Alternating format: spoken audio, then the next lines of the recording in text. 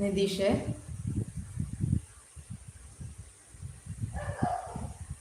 അല്ല എന്നോട് എന്നാലും എന്തിനത് മറച്ചു വെച്ചത്?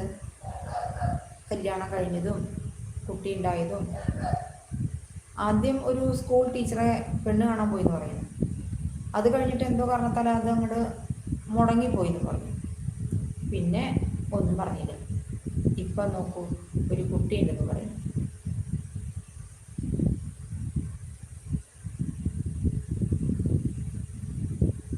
വേറെ എന്തുണ്ട് വിശേഷം ചോദിച്ചാൽ ഒന്നുമില്ല കുഞ്ഞെ, പ്രത്യേകിച്ച് വിശേഷം ഒന്നുമില്ല.